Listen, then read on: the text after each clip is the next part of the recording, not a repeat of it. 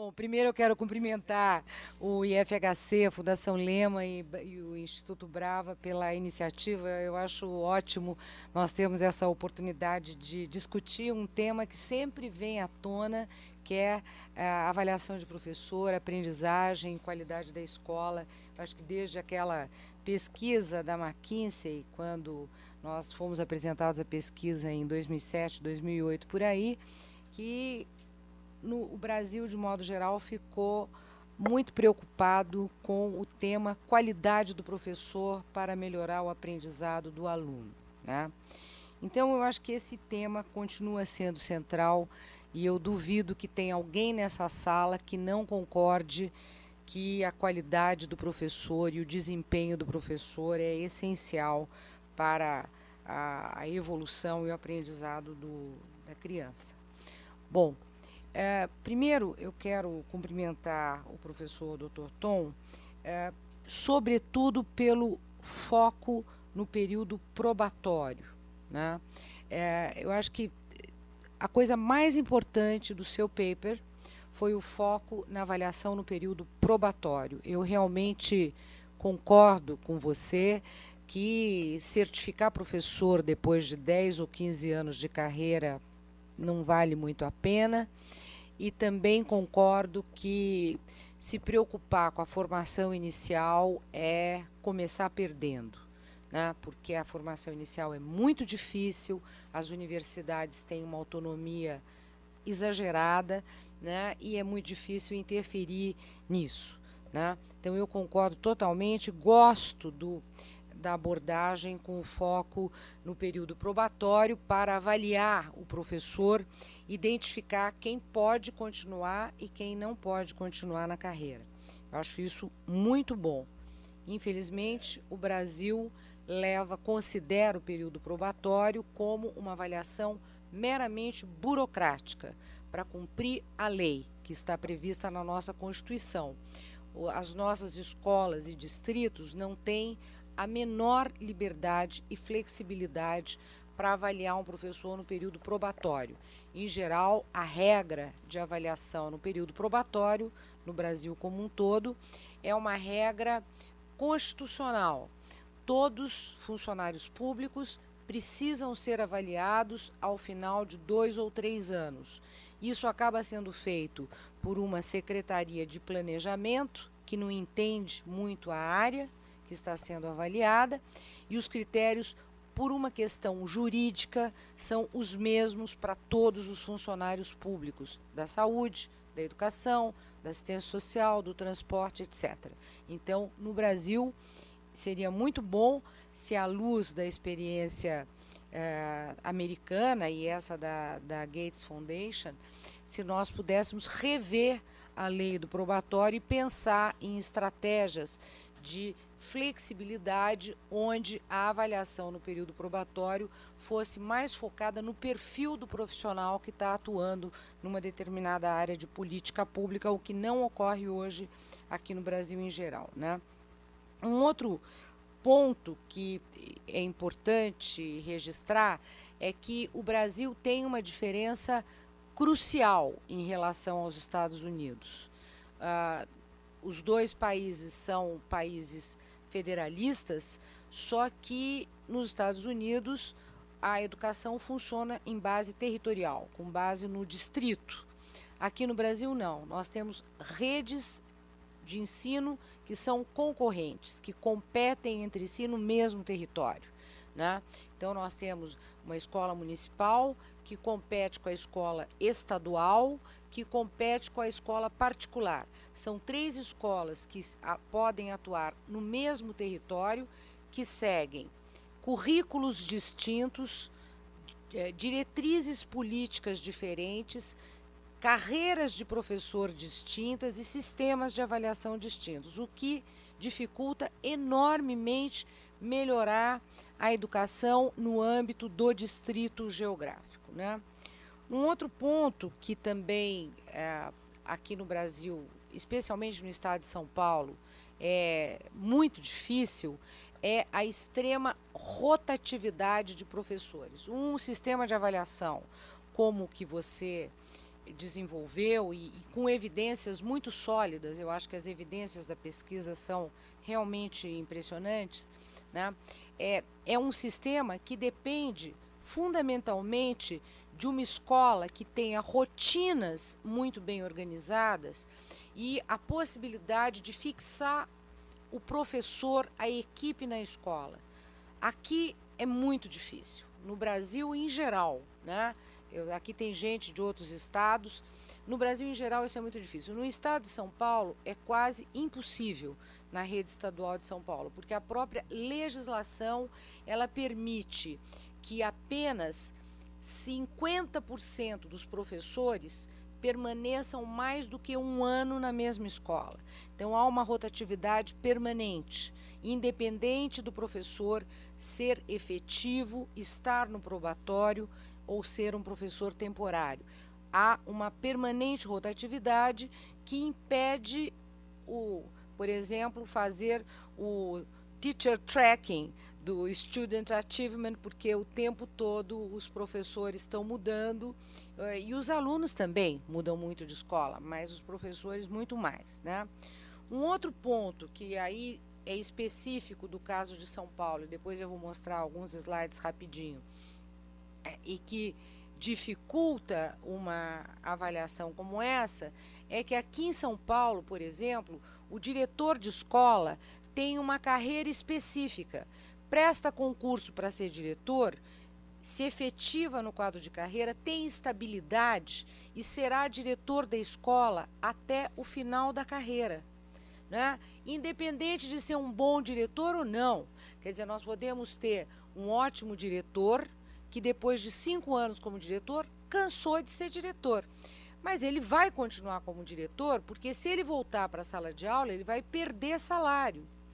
Então, como estratégia de sobrevivência para poder se aposentar no futuro com um salário maior, ele permanece como diretor, mesmo estando cansado de ser diretor e de não querer mais continuar como diretor. Essa é a regra no estado de São Paulo. Os diretores, eles têm uma carreira específica e o mandato é até morrer, né? Então, você imagina uma empresa, vamos supor, sei lá, a Microsoft ou a Chevrolet, ou sei lá, a Dell, né, tendo um diretor executivo até o fim da vida, até a aposentadoria, independente dele apresentar resultado. E é isso que nós temos aqui, né? Então, é muito difícil fazer uma avaliação de resultado num quadro como esse. Bom, após essas breves considerações que eu já percebi que te deixaram bastante preocupado, eu vou fazer. Bom, cadê o negocinho? Onde é que muda aqui? Muda aqui? Onde é que muda? Aqui é. Tá. Eu vou mostrar bem rapidinho, porque eu acho que eu tenho que pôr o óculos, não tem jeito. Bom. É uma questão de tato, literalmente. Tá. Aqui? Girando. Então, peraí. Ih, que horror. Tá. Então, o primeiro é o seguinte. Aí um pouco é só para mostrar. No estado de São Paulo, são 5.697 escolas estaduais, 4.700.000 alunos estaduais. Mas, além disso, nós temos mais 3 milhões de alunos municipais e mais 2 milhões de alunos particulares, privados. Então, o sistema de São Paulo são 4.700.000 do estado, mais 3 milhões das redes municipais, mais 2 milhões da rede privada, tá certo? Isso está distribuído do seguinte modo, que está... E eu não enxergo, cadê o meu? Bom, desculpem, mas é um problema de faixa etária. Bom, então, veja bem, aqui nós temos... Hoje, 37, quase 38% do total de alunos está em escolas municipais, 19% em escolas particulares e 43,5% em escolas estaduais. Esses 3 tipos de alunos, eles convivem no mesmo distrito e com professores diferentes, currículos diferentes, carreiras diferentes, tudo diferente, né? Bom, cadê? Bom, mas eu vou pular esse, vou direto para o outro. Não, fui demais. É coisa chata. Marilena é autossuficiente. Bom, aqui, no caso das escolas de São Paulo, nós temos 41% das escolas na rede metropolitana de São Paulo, que tem 20 milhões de habitantes. A metade da população do estado está aqui. 58% das escolas estão no interior. Mas em relação à distribuição das matrículas, 53% estão na região metropolitana e 47% no interior.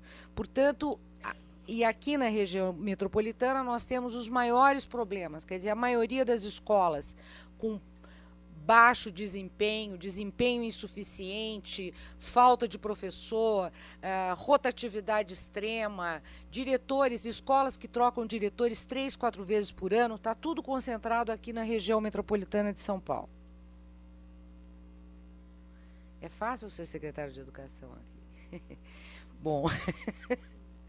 Bom, a rede estadual paulista, para mostrar a comparação entre a rede metropolitana e a escola do interior, está aqui, quer dizer, em média, as escolas da região metropolitana têm 63% de alunos abaixo do nível básico em matemática e no interior é 55% e assim vai. Quer dizer, sempre nas avaliações externas, o desempenho da rede estadual aqui na região metropolitana é muito pior do que no interior, independente do perfil do aluno, independente da escolaridade dos pais, etc. Bom, a outra coisa, o governo, desde 2007, definiu uma política para trabalhar com escolas prioritárias. São as escolas que têm o pior desempenho nas avaliações externas, que é Large Scale Assessment, né? Não é Classroom Assessment, é Large Scale Assessment. Bom, essas escolas com indicadores mais baixos no estado, hoje são 1.088 escolas que estão recebendo um tratamento diferenciado da Secretaria Estadual de Educação. Dessas 1.088, quase 60% estão na região metropolitana. É uma política que tem tido algum sucesso, porque no início, desde 2007, 537 escolas já melhoraram. Elas tiveram um tratamento específico, um tratamento mais personalizado e elas deixaram de ser prioritárias. Então, isso está funcionando, mas a dificuldade é muito grande. O tamanho do problema exigiria, talvez, um tipo de fixação de professor e escolher melhor os professores já no início da carreira do que o que é feito hoje. Então, ao contrário do que deveria ser, as escolas prioritárias elas têm maior rotatividade de professores, né? Eu vou pular agora tudo e vou passar... Cadê? Nossa, como é difícil. Bom. Não, está aqui. Quero passar. Paz com ensino médio. É essa? É. Paz com ensino médio completo? Não enxergo. Aqui. Por exemplo, quando nós comparamos o perfil dos alunos nessas escolas, nós vemos que nas escolas prioritárias, que são as que têm o pior desempenho, é muito menor a porcentagem de pais e mães com ensino médio completo. Então, a dificuldade também de se fazer um trabalho com as famílias é um pouco mais complexa, porque, em geral, são pais e mães com baixa escolaridade. A maioria deles não tem o ensino fundamental completo. Mas o problema maior é que, além da rotatividade dos diretores, porque a grande maioria dos diretores que não são efetivos, eles vão circulando, porque o sonho de todo diretor que já tem mais tempo de carreira é trabalhar numa escola mais próxima da casa dele, né? Então, ninguém quer trabalhar nas escolas mais distantes, obviamente, que eu acho que é uma aspiração legítima, eu não acho que isso seja ilegítimo, mas é muito difícil fixar um diretor bom e um professor numa escola de periferia urbana com baixo desempenho, especialmente na periferia de São Paulo. E no caso dos professores, daí a situação é um pouco mais complicada, né? Nós temos, nas escolas não prioritárias, quase 60% dos professores, não é esse, aí, quase 58% dos professores nas escolas não prioritárias são efetivos. Nas escolas prioritárias, 48% são efetivos, mas isso não significa que eles permaneçam nas escolas, porque a última pesquisa, que é do ano passado, do Saresp do ano passado, mostrou que 70% dos professores trocam de escola todos os anos, né?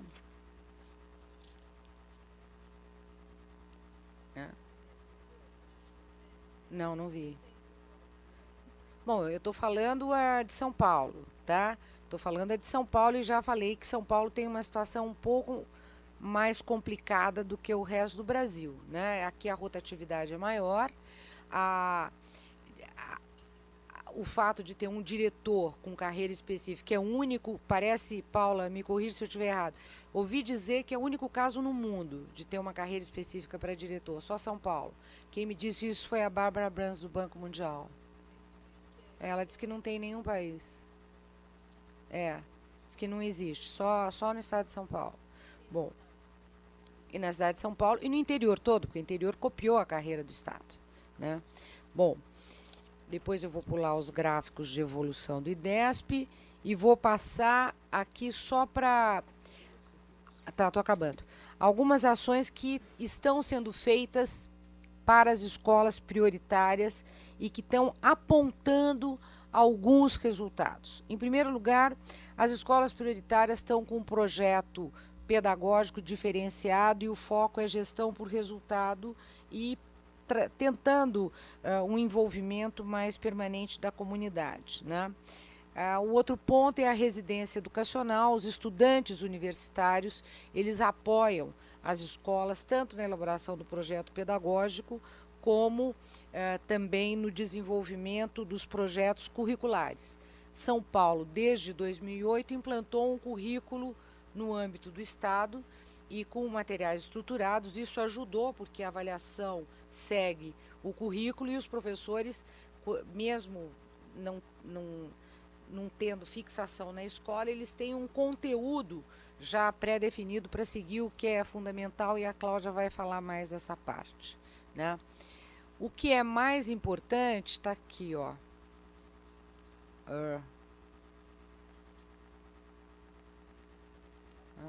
Eu tenho alguma coisa errada comigo, porque eu não estou conseguindo gerir esse negócio aqui. Não, mas não é. Ele é muito sensível. É o último aqui, pronto. Aí. Bom, uma pesquisa feita no ano passado pela Priscila Tavares, da Fundação Getúlio Vargas, mostrou alguns impactos causais do programa de escola prioritária após um ano de implantação. Então, por exemplo, em matemática, os alunos tiveram melhoria de 5 pontos na escala do Saresp, independente da rotatividade do professor. Esse ponto foi relevante. No entanto, houve uma redução muito grande no absenteísmo dos professores, né, que teve uma redução de 30%, o que é bastante importante. E, além disso, há outros indicadores, eu selecionei apenas a melhoria no desempenho de matemática e a redução no absenteísmo dos professores. Agora, a rotatividade dos professores, ela permanece nas escolas prioritárias, apesar dos professores terem incentivos salariais específicos. Eles recebem um auxílio especial que não é um bônus por desempenho, eles recebem um auxílio para trabalhar nessas escolas. Na verdade, eles ganham um plus, ganham 20% a mais do salário para poder trabalhar nessas escolas. E termino perguntando, será que o modelo de avaliação proposto por Dr. Thomas Kane funcionaria neste contexto? Eu tenho dúvidas. Eu acho que a primeira possibilidade do teu modelo, que eu achei muito interessante, funcionar no nosso contexto, seria mudar a legislação para o período probatório. Eu acho que isso seria bastante factível no caso brasileiro se nós tivéssemos a possibilidade de estar interferindo na lei, porque a lei atual ela não ajuda, né?